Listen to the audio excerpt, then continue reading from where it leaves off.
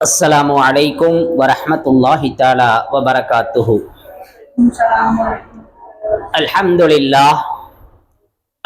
لله رب العالمين. الصلاة والسلام على رسوله الكريم. أما بعد، فقد قال الله تعالى في القرآن الكريم والفرقان المجيد: أعوذ بالله من الشيطان الرجيم. بسم الله الرحمن الرحيم. أيحسب الإنسان أن لن نجمع عظاما بلى قادرين على أن نسوي بنانا. صدق الله العلي العظيم. قال نبينا صلى الله عليه وسلم: اتق الله حيثما كنت، أو كما قال عليه الصلاة والسلام. سبحانك لا علم لنا إلا ما علمتنا إنك أنت العليم الحكيم. رب اشرح لي صدري ويسر لي امري واحلل عقدة من لساني يفقهوا قولي. அல்ஹம்துலில்லாஹ். அருளாளன் அன்பாளன் அல்லாஹுவின் திருப்பெயரால் இந்த மஜ்லிஸை ஆரம்பம் செய்கிறேன்.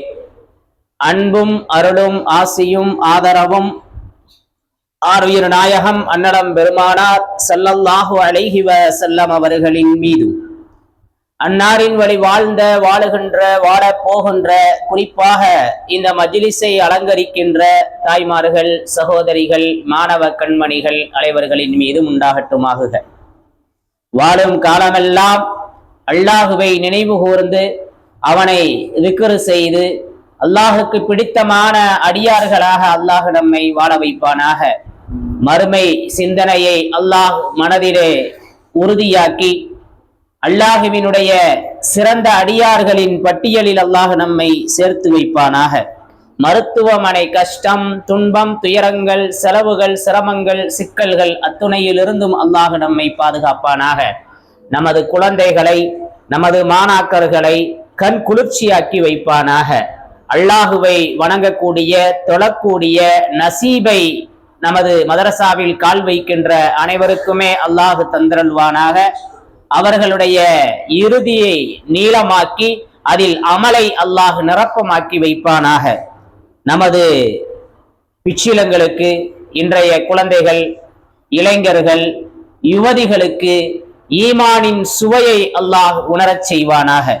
அன்பிற்குரிய தாய்மார்களே, சகோதரிகளே, மறுமை சிந்தனை இருக்கிறதே, அது நமது ஈமானை பாதுகாப்பதாக, மனித குலத்தை அது பாதுகாக்கக்கூடியதாக இருந்து கொண்டிருக்கிறது. மனிதர்களை, குறிப்பாக இன்றைய மங்கைகளை செதுக்குகின்ற ஒரு அற்புத கருவியாக மறுமை சிந்தனை இருக்குது. அந்த மறுமை சிந்தனை மாற்றார்களை விட முஸ்லிம்களிடத்திலே அது நிரப்பமாக இருக்கிறது, இருக்க வேண்டும். மறுமையை பற்றிய பயம், மறுமையை பற்றிய சிந்தனை தான் நம்மை புனிதர்களாக வாழ வைக்கும். ஆக யாரிடத்திலே மறுமையின் மீதுண்டான நம்பிக்கையில் குறைவு ஏற்படுகிறதோ அவர்களுடைய ஈமானில் குறைவு ஏற்படுகிறது, அவர்களுடைய வாழ்க்கையின் ஒழுங்கு கெட்டு விடுகிறது, மனிதர்களாக வாழ தகுதியற்றவர்களாக ஆகிவிடுகிறார்கள். அல்லாஹ் இது மாதிரியான சூழ்நிலைகளில் இருந்து நமது சமூகத்தையும் நமது மக்களையும் பாதுகாப்பானாக. அன்பிற்குரிய தாய்மார்களே, சகோதரிகளே, இஸ்லாத்தினுடைய உலகில் நிலைநிறுத்திய அந்த கோட்பாடுகளில மிக முக்கியமான ஒரு கோட்பாடு மறுமை சிந்தனை. ஈமானுடைய விஷயங்கள்ல வல் யௌமில் ஆஹிர், மறுமை நாளை ஈமான் கொள்வது ஃபர்தாக்கப்பட்டிருக்கிறது. இந்த உலகம் நிரந்தரமானது அல்ல, நாளை மறுமைதான் நிலையானது, நிரந்தரமானது. அதுல கேள்வி கணக்கு இருக்குது அப்படிங்கிற அந்த விஷயம், நன்மைகளுக்கு பரிசும் தீமைகளுக்கு தண்டனையும் உண்டுங்கிறது தான் முஸ்லிம்களினுடைய ஆழமான நம்பிக்கை. எனவே நாம ஒரு தவறை செய்ய போறோம்னு சொன்னா அல்லாஹ்விடத்திலே நான் எப்படி போய் நிற்பேன் என்கின்ற அந்த சிந்தனை ஏன் ஏற்படுது? மறுமை வாழ்க்கைன்ற ஒண்ணு இருக்கு அப்படிங்கிறதுனால. நபி ஸல்லல்லாஹு அலைஹி வஸல்லம் அதிகம் ஆட்சேபித்த அந்த விஷயம் இதுதான். வாக்கியாவுடைய அந்த சூரா முழுசுமே இதற்கான அந்த கேள்விய, மறுமை சிந்தனைய முஸ்லிம்களுக்கு உறுதியா கூறுது சூரத்துல் வாக்கியா. وكانوا يقولون أئذا متنا وكنا ترابا وعظاما أئنا لمبعوثون. அல்லாஹுக்கு முடியாதது இல்ல அப்படின்னு திருக்குர்ஆன் அற்புதமா சொல்லி காட்டுது. அரபு மக்கள் அந்த காலத்துல வாழ்ந்தவங்க, இந்த உலகத்தோட நம்ம வாழ்க்கை முடிஞ்சு போச்சு, மௌத்தானதற்கு பின்பு வேறு வாழ்க்கை இல்லை அப்படிங்கிறத பிரதானமா நம்பினாங்க. அப்ப அதை கேலியா சொன்னாங்க. என்ன, நம்ம மௌத்தா போன பின்னாடி காணும் அவங்க சொன்னாங்க, இருந்தாங்க, யகூலூன ஐதா மித்னா, நாம மௌத்தா போய் வகுன்னா துராபா, மண்ணோடு மண்ணாகிருவோம், இன்னும் எலும்புகள் எல்லாம் மக்கி போயிரும், நாம மீண்டும் உயிரோடு எழுப்பப்படுவோமா, இது என்ன வேடிக்கையா இருக்குது அப்படின்னு என்ன செஞ்சாங்க, அந்த அரபுகள் சொன்னாங்க. அவ ஆபா உனல் அவ்வளவும், நமக்கு முன்னாடி மௌத்தா போனாங்களே நம்முடைய மூதாதையர்கள், அவங்களும் எழுப்பப்படுவாங்களா அப்படின்னு அவங்க என்ன செஞ்சாங்க, அந்த அரபுகள் கேட்டாங்க. குல், நபியே சொல்லுங்க, இன்னல் அவ்வலீன வல் ஆகிரீன, உங்களுக்கு முந்தையோர்களும் பிந்தையோர்களும் லமஜ்மூஊன இலா மீகாத்தி யௌமின் மஅலூம், அறியப்பட்ட ஒரு நாள்ல, மறுமை நாள்ல அனைவருமே ஒன்று சேர்க்கப்படுவார்கள் அப்படின்னு நபியே நீங்க அவங்களுக்கு சொல்லுங்கன்னு அல்லாஹ் சொல்லி காட்டணும். யா அய்யுஹன் நாஸ் இன் குன்தும் ஃபீ ரைபின் மினல் பஅஸி ஃபஇன்னா ஹலக்னாகும் மின் துராப், மண்ணில இருந்து உங்களை படைச்ச ரப்பு மண்ணில இருந்தே உங்களை எழுப்புவான். எப்படி ஒரு நுத்துவால இருந்து அந்த நீர் துணியில இருந்து உங்களை அதற்கு பின்பு அல்லாஹ் உருவாக்கனா, பிறகு ரத்த கட்டியாச்சு அப்படிங்கிற அந்த விஷயத்தையும் அல்லாஹ் சொல்லி காட்டுவான். பிறகு மௌத்தா போவீங்க, அதற்கு பிறகு உங்களை எழுப்புவோம் அப்படின்னு அல்லாஹ் சொல்லுவான். சூரத்துல் கியாமால அல்லாஹ் சொல்லுவான், விரலுடைய நுனிகள் இருக்கிறதே அதை கூட அல்லாஹ் சரி செய்து விடுவான். இன்னைக்கு கை ரேகை, பிங்கர் பிரிண்ட், போன்ல இருந்து எல்லாத்திலையுமே நம்மளுடைய ரேகை இன்னைக்கு பேசிக்கிட்டு இருக்குது, அது நம்மளுடைய பாதுகாத்து கொண்டிருக்கிறது. இந்த ரேகையை கூட அல்லாஹ் பாதுகாப்பான். பலா காதிரீன அலா அன் நுஸவ்விய பனானா, நீங்கள் முன்பிருந்தது போலவே மீண்டும் சரியாக்குவதின் மீது அல்லாஹ் சக்தியானவன் அப்படின்னு அல்லாஹ் சொல்லி காட்டுவான்.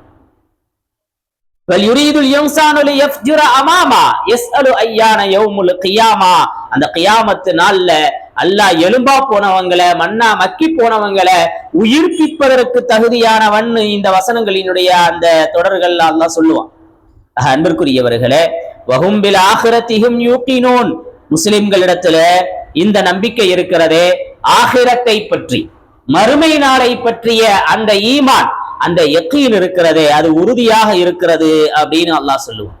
ஆக மறுமையை நம்புவதின் மூலமாக உண்மையிலேயே அவர்கள் பாதுகாக்கப்படுகிறார்கள். இந்த மறுமை நம்பிக்கை இல்லாதனாலதான் சில பெண்கள் சொல்றாங்க, என்னுடைய சுதந்திரத்துல தலையிட நீங்க யாரு, எனக்கான உரிமை இது, என்னுடைய விஷயத்துல யாரும் தலையிடுறதுக்கு அனுமதி இல்லை அப்படின்னு சோசியல் மீடியாக்கள்ல பகிரங்கமாக சமூகத்தை திட்டக்கூடியவர்களாக, சமூகத்தினுடைய சூழ்நிலைகளை மதிக்காதவர்களாக இருந்து கொண்டிருக்கிறார்கள். நாம எங்க இருக்கிறோம், நாம் இருக்கக்கூடிய அந்த மார்க்கத்தினுடைய நெறிமுறை என்ன, கட்டமைப்பு என்ன, அதை உணராதவர்களாக வாழ்ந்து கொண்டிருக்கிறார்கள். அன்பிற்குரியவர்களே, புர்காவை அணிந்து கொண்டு தான் தோன்றித்தனமான தகவல்களையும் தான் தோன்றித்தனமான விஷயங்களையும் சோசியல் மீடியாக்கள்ல பேசி கெட்டு குட்டிச்சாவராகி கொண்டிருக்கிறது இன்றைய இந்த இளைய சமூகம். இளைஞர் சமூகம், இளைய சமூகம் என்பதை விட ஒட்டுமொத்த மனித குலமே அதில் வீணாகி போய் கொண்டிருக்கிறது என்பது உண்மையிலேயே வெட்கி தலைகுனிய வேண்டிய விஷயம். ஏன் இப்படிப்பட்ட சூழ்நிலை ஏற்படுது? ஏன் அகங்காரத்தோடு வாழ்கிறார்கள், ஆணவத்தை வெளிப்படுத்துகிறார்கள்? இதற்கு பின்பும் நாம ஒன்னும் பிரச்சனை இல்லை, மக்கி மண்ணா போயிருவோம்னு நினைக்கிறதுனாலதான். ஆனா இஸ்லாமியர்களுடைய நம்பிக்கை அப்படி அல்ல, இஸ்லாமியர்களுடைய நம்பிக்கை அப்படி அல்ல. அன்பிற்குரியவர்களே, மறுமை வாழ்க்கைன்னு இருக்குதே அதுதான் உண்மையானது, மறுமை வாழ்க்கை தான் நிலையானது அப்படின்னு மக்களுக்கு இஸ்லாம் அற்புதமா கற்பிக்குது. உதாரணத்துக்கு அறிஞர்கள் ஒரு உதாரணம் சொல்லுவாங்க, இந்த பூமியில இருந்து வானம் வரைக்கும் இருக்கிற பகுதியை ஒரு குடோன் மாதிரி கற்பனை செஞ்சுக்கங்க. குடோன் ஏதாவது கடை வச்சிருந்தா வச்சிருப்பாங்களா இல்லையா? அது மாதிரி பூமியிலிருந்து வானம் வரைக்கும் ஒரு குடோனு, கடுகு மாதிரியான சின்ன சின்ன தானியங்களை அந்த குடோன்ல நிரப்பி வையுங்க. ஒரே ஒரு பறவை அந்த தானியங்களை 1000 ஆண்டுகள் எடுத்து சாப்பிட்டுக்கிட்டே இருக்கு. இந்த வானமுழுந்து பூமி வரைக்கும் இருக்கிறது எல்லாம் குடோனு, அதுல கடுகுமணி மாதிரி இருக்கிற தானியங்கள், அதை ஒரு பறவை எடுத்து சாப்பிட்டுக்கிட்டே இருக்குது. அது சாப்பிட்டு முடிச்சா கூட மறுமை நாள் இருக்குது அதை விட பெருசு. எத்தனை நாள் அது சாப்பிடும், அதை விட மறுமை நாள் பெரியது அப்படின்னு என்ன செய்வாங்க அறிஞர்கள் சொல்லி காட்டுவாங்க. அன்பிற்குரியவர்களே, இது ஒரு உதாரணம் தான். மறுமை நாள் அதை விட நீளமானது. இந்த உலகத்தினுடைய சுகங்கள் முடிஞ்சு போகக்கூடியது, ஆனா மறுமையினுடைய சுகங்கள் துக்கங்கள் தீர்ந்து போகக்கூடியது அல்ல. உலகத்துல ஒரு சின்ன தீக்காயம் பட்டுருச்சுன்னா அது சீக்கிரம் சரியாயிரும். ஆனா மறுமையில ஒரு காயம் ஏற்பட்டதுன்னு சொன்னா அது சரியாகாது.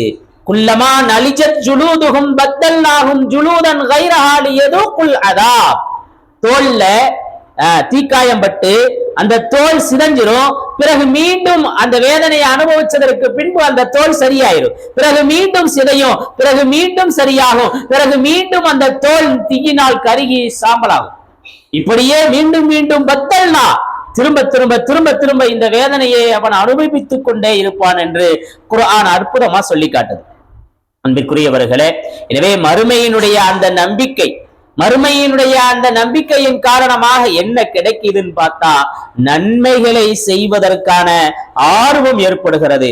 உலகத்தினுடைய இந்த சுகங்கள் எல்லாம் பெரிதாக கருதாமல் இருப்பதற்கான வாய்ப்பு நமக்கு அமைகிறது.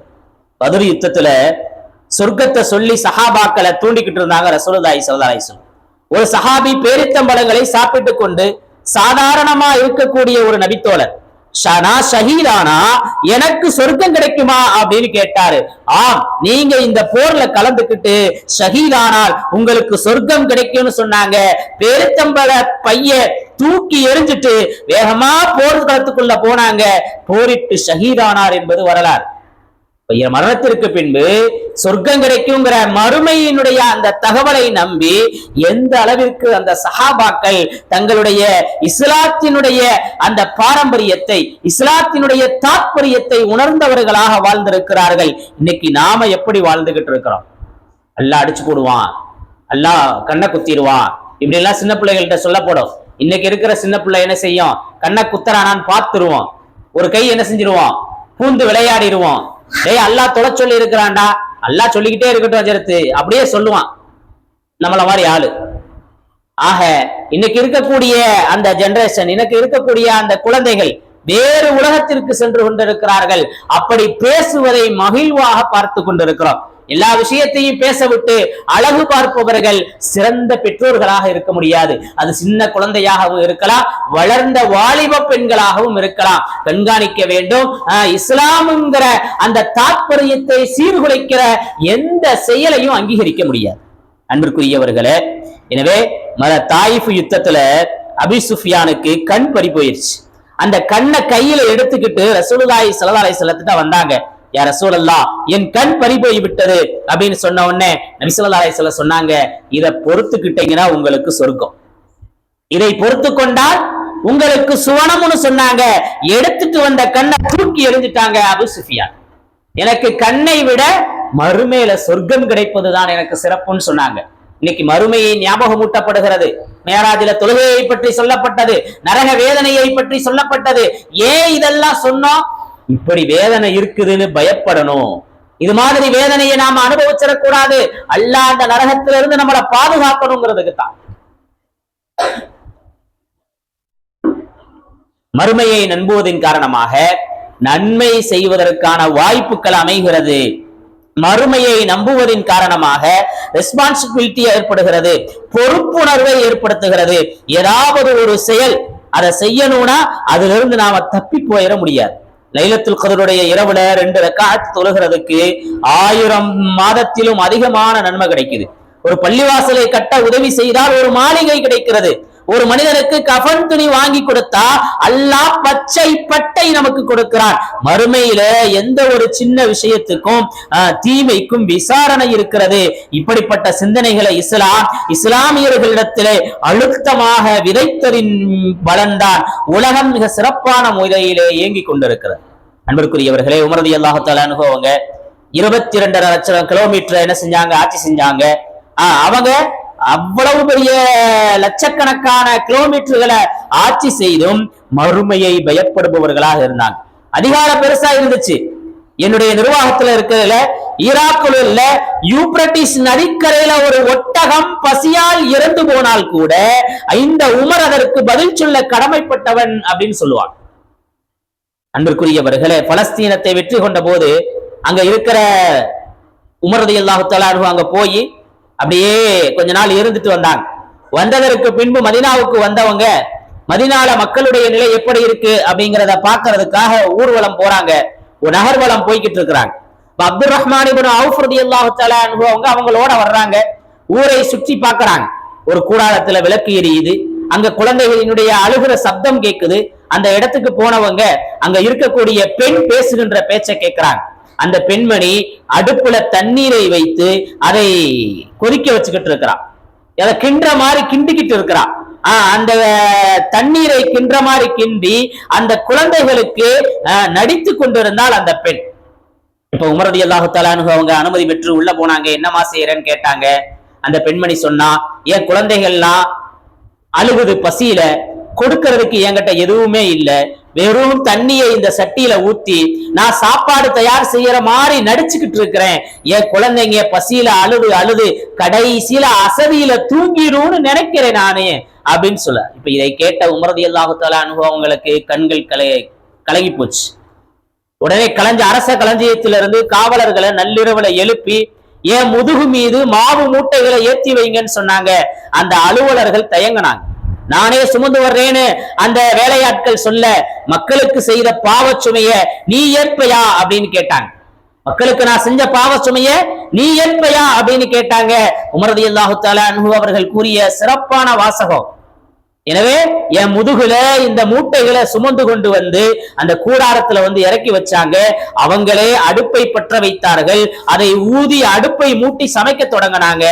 அப்துல் ரஹ்மான் இப்னு அவுஃப் ரலியல்லாஹு தஆலா அன்ஹு அவங்க சொல்லுவாங்க, அவங்களே அடுப்பை ஊதனாங்க.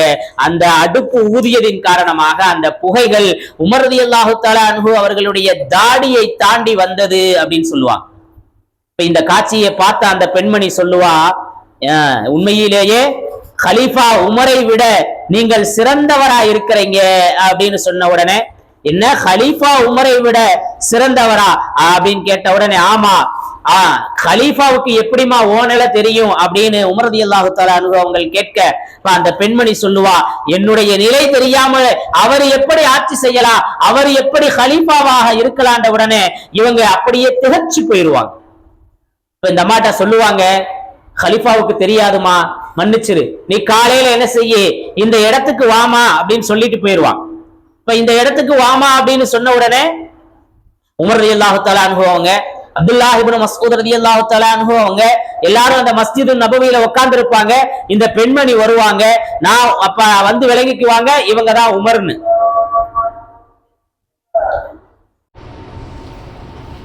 ஆக கலீஃபா உமர் ரலியல்லாஹு தஆலா அன்ஹு அவங்க அந்த பெண்மணிகிட்ட கேட்பாங்க, இந்த கலீஃபா உனக்கு செஞ்ச அநீதிக்கு என்ன செஞ்சா நீ என்ன செஞ்சுக்குவ, கலீஃபாவை மன்னிப்ப பொருந்திக்குவ அப்படின்னு கேட்டுட்டு ஒரு 6000 திர்ஹத்தை அந்த பெண்மணிக்கு அன்பளிப்பு செய்வாங்க.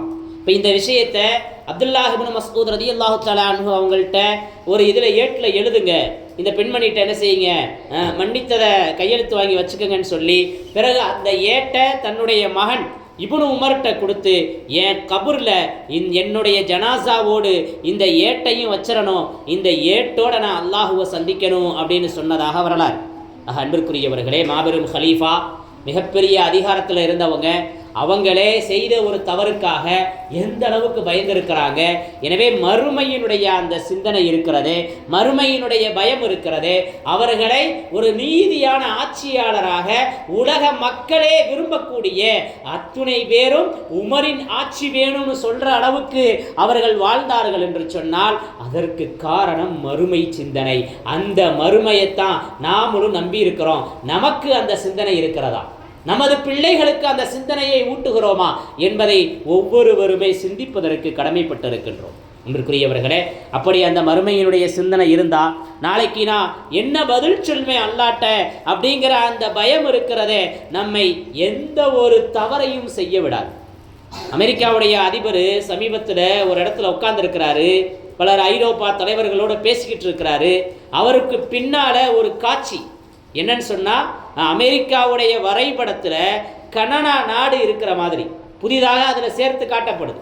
அதே மாதிரி அமெரிக்க அதிபர் டென்மார்க்கு சொந்தமான கிரீன்லாண்டு தனக்கு வேணும் அப்படின்னு சின்ன பிள்ளை மாதிரி சொல்றார். உலகத்தில் மிகப்பெரிய போர் குற்றவாளி இஸ்ரேலினுடைய அதிபராக இருந்த நெதன்யாகுவை புதிதாக அமைத்திருக்கிற அந்த போர்ட் ஆஃப் பீஸில் என்ன செய்கிறார், அவர் உறுப்பினராக ஆக்கிறார். பிரச்சனைகளுக்கே போர்களுக்கே முன்னுதாரணமாக இருக்கக்கூடிய ஒரு மனுஷனை அமைதியின் அந்த வக்குஃபில் அமைதியினுடைய அந்த வாரியத்தில் ஒரு உறுப்பினர் ஆக்கிறான்னு சொன்னால், இப்படிலாம் ஏன் செய்கிறாரு? என்னைய கேள்வி கேட்கறதுக்கு யாருமே இல்லைங்கிற நினைப்பு. நாளைக்கு அல்லாஹ் இருக்கிறா, நம்மளை கேள்வி கேட்பானே, ரப்புட்ட என்ன பதில் சொல்லுவோம் அப்படிங்கிற சிந்தனை அவர்கிட்ட இல்லை. இன்னைக்கு உலகத்தில் வாழையில நாம எதையாவது பேசுறோம், யாரையாவது பகச்சுக்கிறோம். என்ன காரணம்? மறுமையினுடைய சிந்தனை குறைவு.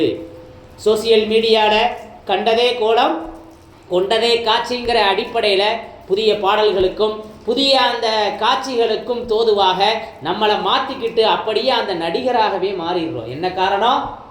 அல்லாஹ் பாதுகாக்கணும். இதெல்லாம் ஏன் ஏற்படுதுன்னு சொன்னால், மறுமையை பற்றிய பயமில்லாததனுடைய விளைவு. மறுமையினுடைய பயம் இருக்கிறதே புனிதர்களை செதுக்கும் கருவிங்கிறத நாம் விளங்கி கொள்ளணும். மங்கையர்களின் மாண்பை காப்பதற்கு மறுமை சிந்தனை அவசியம். அதை நாமும் நமக்கும் வேண்டும், நம் குழந்தைகளுக்கும் அதை ஊட்டி வளர்க்க வேண்டும். எனவே மர்ம சிந்தனை இருந்தால் ஒரு குடும்ப தலைவன் நான் என்ன செய்யணும், ஒரு இளைஞன் நான் எப்படி நடந்துக்கணும், ஒரு சிறுவன் என்னுடைய கடமை என்ன, ஒரு தொழிலாளி என்னுடைய பொறுப்பு என்ன அப்படின்னு யோசித்து செய்யக்கூடிய ஒரு நிலை ஏற்படும். ஒரு மனைவி எனக்கான ஹக்கு என்ன என்பதை சிந்திப்பால், யோசிப்பால், சரியான முறையில் நடந்துக்குவான். அன்பிற்குரியவர்களே, மறுமை சிந்தனையோடு வாழ்றது தான் பரக்கத்திற்கான வழி. மறுமை சிந்தனையோடு இருக்கிறது தான் அல்லாஹுவினுடைய அருள் வளத்தை பெற்றுக்கொள்ளும் ஒரு அற்புத சாவி. இன்னைக்கு பரக்கத்தை தேடி அலையிறோம், லட்சங்களை சம்பாதிக்கிறார்கள், ஆனால் லட்சியம் இல்லாமல் போயிடுறாங்க. முஸ்லிம்களுக்கான லட்சியம் என்ன? மறுமை வாழ்க்கை இருக்குது, மௌத்து இருக்குது, மௌத்துக்கு பின்னாடி ஒரு வாழ்வு இருக்குது. அந்த வாழ்க்கையில அல்லாஹ் மலக்குகளை வச்சு கேள்வி கேட்பான், அங்க நாம பதில் சொல்லணும் அப்படிங்கிற அந்த சிந்தனை. எனவே இந்த உலகத்தினுடைய சுகம் சுகமல்ல, இந்த உலகத்தினுடைய துக்கம் துக்கமல்ல, மறுமைதான் நிதர்சனம். மௌத்திற்கு பிந்தைய வாழ்வுதான் உண்மை அப்படிங்கிறது தான் நிதர்சனம். அன்பிற்குரியவர்களே, ரசூலுல்லாஹி ஸல்லல்லாஹு அலைஹி வஸல்லம் தினமும் மக்ரிப் தொழுகைக்கு பின்னாடி சூரத்துல் வாக்கியாவை ஓதிட்டு வந்தா வறுமை வராதுன்னு சொன்னாங்க. ஏன்? வாக்கியா சூரா முழுசுமே மறுமையை பற்றி பேசுகின்ற செய்திகள். வாக்கியா சூரா முழுதுமே மறுமையை பற்றி பேசுகிறது. மறுமை சிந்தனைக்கும் பரக்கத்துக்கும் இடையே உள்ள ரகசிய தொடர்பை புரிய வைக்கிறது. மறுமை சிந்தனை, மறுமையை அல்லாஹுவை பற்றிய யோசனை நம் வாழ்க்கையில பரக்கத்தை தருது அப்படிங்கிறது அந்த வாக்கியா சூரா நமக்கு உணர்த்துகிறது. அன்பிற்குரியவர்களே, இன்றைய தலைமுறைக்கு மறுமை சிந்தனை குறைந்து வருகிறது. அது குறைந்து இருப்பதனுடைய அடையாளங்கள் நிறைய இருக்கிறது. அல்லாஹ் நம்மை பாதுகாக்க வேண்டும். இறைவா, எங்களையும் எங்களுடைய பிள்ளைகளையும் மறுமை சிந்தனை கொண்டவர்களாக ஆக்குவாயாக. பொறுப்புகளை உணர்ந்து நடக்கக்கூடிய சூழ்நிலையை ஏற்படுத்துவாயாக. வாஹிரு தஅவானா அல்ஹம்துலில்லாஹி ரப்பில் ஆலமீன்.